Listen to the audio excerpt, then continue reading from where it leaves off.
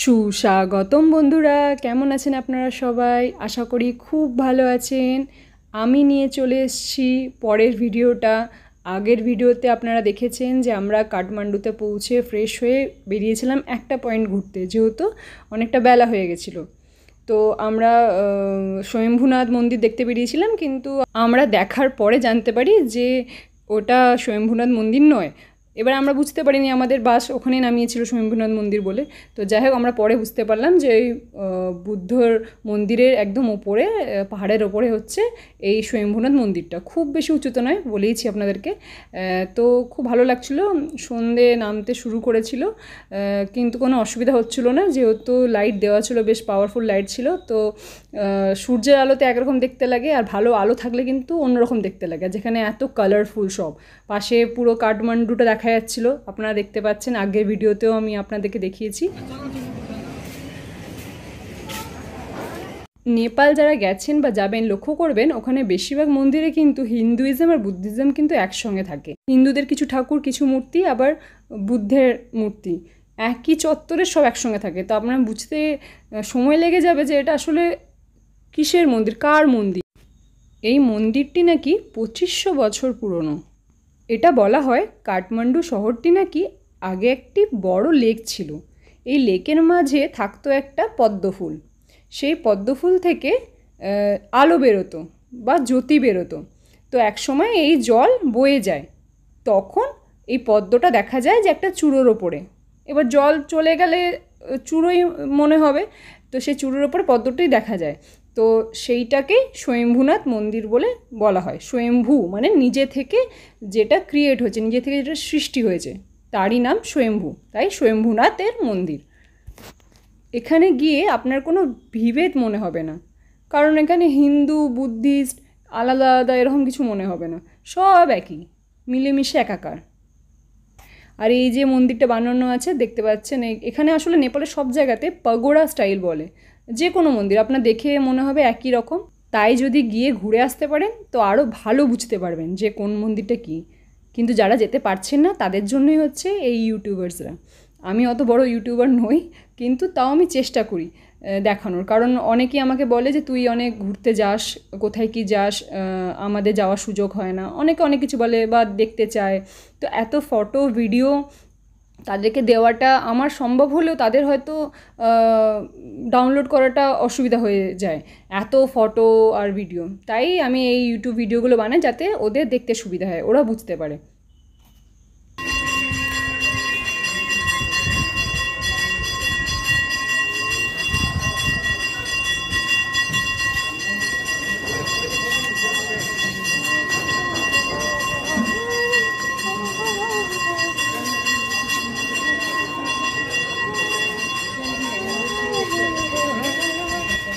আপনাদের তো আমি বলেইছি, যদি আপনার কোনো ডিটেলস দরকার হয় আমাকে অবশ্যই জিজ্ঞেস করবেন, আমি চেষ্টা করব দেওয়ার। কারণ আমাদের বাজেট এমন কিছু হাইফাই ছিল না, একদম রিজনেবল বাজেট যেটাকে বলে। এটা নয় যে ঘুরিনি, আমরা সব কটা পয়েন্ট ঘোরার চেষ্টা করেছি।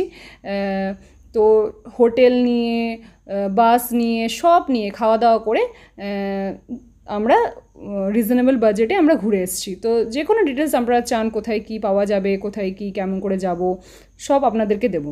যেমন এই পয়েন্টটা যেখানে আমরা নেমেছিলাম সেটা হচ্ছে রিং রোড বলছে এই রোডটাকে।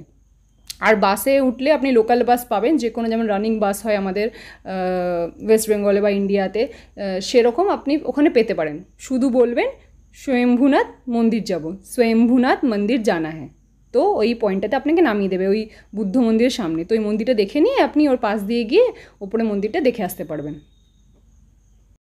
আর একটা বিষয় বলে রাখি, স্বয়ম্ভুনাথ মন্দিরকে কিন্তু মাঙ্কি মন্দির অর্থাৎ মাঙ্কি টেম্পলও বলা হয়, যেহেতু ওখানে অনেক বাঁদর থাকে। এটা আমরা জানি, আমাদের ভারতবর্ষেও আছে, যে কোনো মন্দিরের পাশাপাশি দেখবেন বাঁদর, হনুমান এগুলো বেশি থাকে।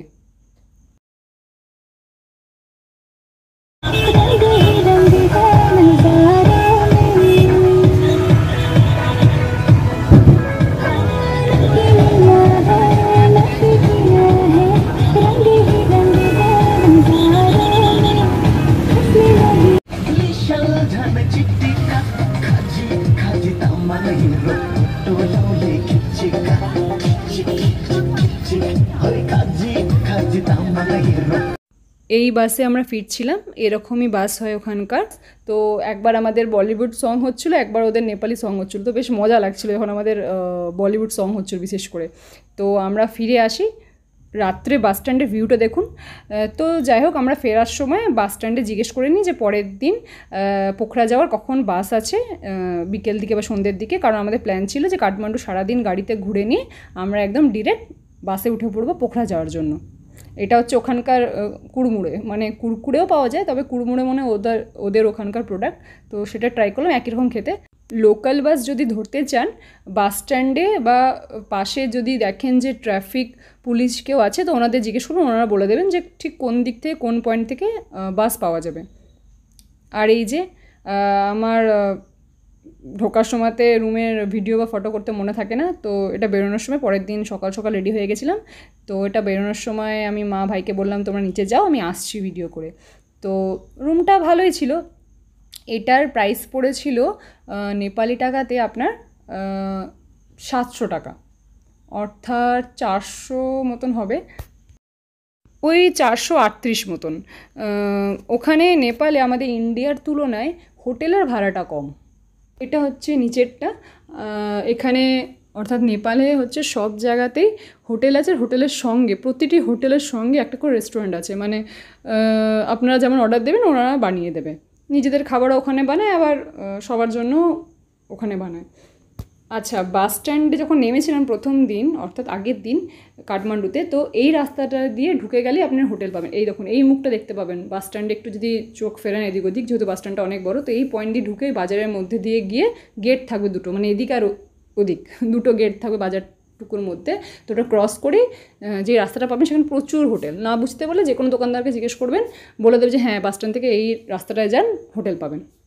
তো যাই হোক, আমরা গাড়িতে উঠে পড়েছিলাম। এবার মাকে একটু বলছি, মা তাকাও তাকাও তাকাও, মা তাকাচ্ছে। যাই হোক, আমরা জিনিসপত্র নিয়ে একদম উঠে গেছিলাম, বাস ধরবো সন্ধ্যেবেলাতে।